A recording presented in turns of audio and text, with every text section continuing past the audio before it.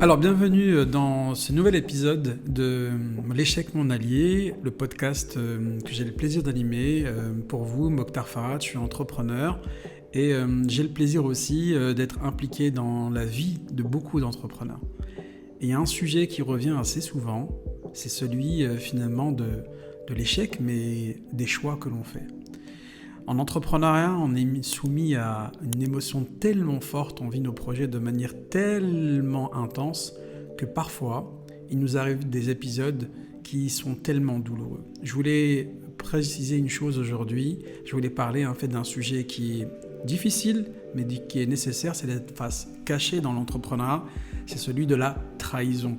La trahison dans le business, parce que finalement, dans nos vies d'entrepreneurs, la dimension entre le côté perso, le côté pro, le côté amical, tu sais, quand tu deviens entrepreneur, de plus en plus, en fait, ton cercle d'amis autour de toi change.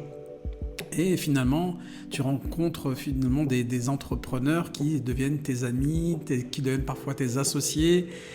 Et la réalité, c'est que tu essayes d'embarquer tout ce monde-là dans une dynamique finalement de réussite. Mais on ne sait pas, mais bien souvent, en fait, il y a des épisodes d'une forte émotion, la trahison. Et oui, malheureusement, la trahison fait partie des réalités de l'entrepreneuriat, de cette dure réalité qui fait que tu vas être mis à mal. Je l'ai vécu, beaucoup d'entre vous l'ont vécu, et je crois que c'est un épisode très très douloureux. Pourquoi ? Parce qu'on est tellement dans le partage. Pour moi, en tant qu'entrepreneur, c'est aussi cette volonté de liberté de créer, de liberté de partager. Parce qu'il me semblait hyper important, en fait, de changer ma situation, de changer mon monde, mais de ne pas le faire seul. Moi, je ne suis pas un entrepreneur, je dirais, en fait, égoïste, rivé sur l'argent. Je suis peut-être un petit peu utopique avec cette volonté de changer. Moi, je suis né dans un quartier à Aulnay-sous-Bois, en Seine-Saint-Denis, issu d'une famille de 6 enfants. Donc finalement, j'ai jamais manqué de rien. Et Dieu merci, mon papa était commerçant. Et il nous a toujours appris des valeurs, ces valeurs de partage.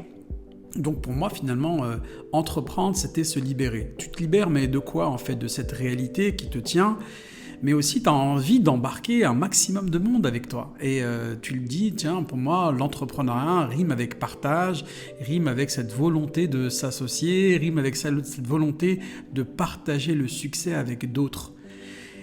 Et je peux te dire que tout le monde n'est pas de la même intention. Tout le monde n'a pas la même relation à l'argent que toi. Tout le monde n'a pas la même relation à la notion de partage. Et je l'ai appris à mes dépens. Et je crois que c'est un des épisodes qui m'ont changé. Non pas que je ne ferai plus confiance comme avant, mais c'est tellement des blessures intenses, cette trahison, parce que tu donnes tout et les gens, en fait, tu te rends compte, ils sont là, pour certains, pas tous, ils sont là pour profiter de toi. Et ce que je voudrais dire, en fait, c'est que la réaction première quand tu es trahi dans l'entrepreneuriat, dans ta vie au quotidien, c'est celle de te fermer. Celle de décider, fini, allez, c'est bon, j'arrête de voir les gens, j'arrête de faire confiance. Mais ces épisodes, ne doivent pas te changer, ne doivent pas changer ta propre personnalité. Cette réalité de la trahison, c'est ni plus ni moins que l'image de ces gens-là. Elle ne te définit pas. Et je crois que quand tu le subis de plein fouet, il y a une première réaction, c'est celle finalement de passer pour un idiot, un imbécile, parfois même un con. J'ai fait confiance.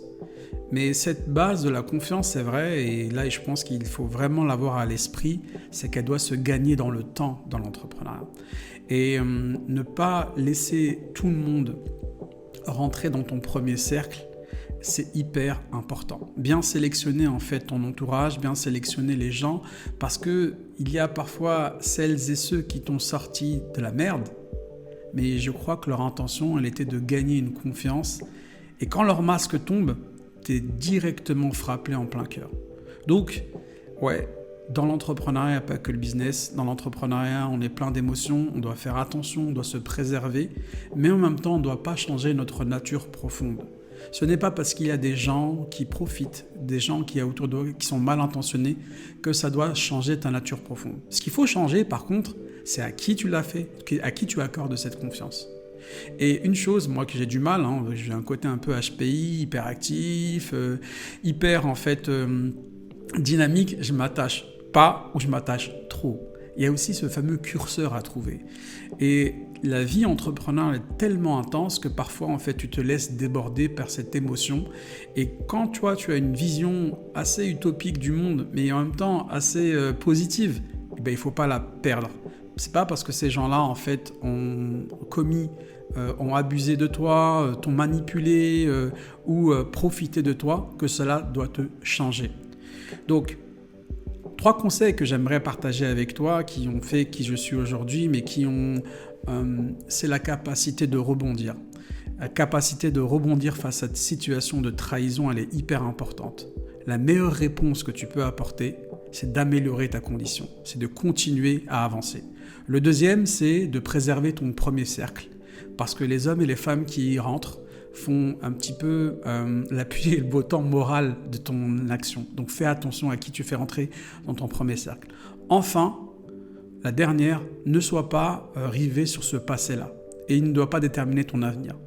Travaille sur le moment présent et fais en sorte que ce soit une leçon et non pas des boulets. Voilà ce que je voulais partager pour cet épisode sur la trahison dans l'entrepreneuriat. Je te dis donc à très vite. N'hésite pas à me mettre en commentaire si tu as des questions sur ce sujet. J'y répondrai avec plaisir. Merci.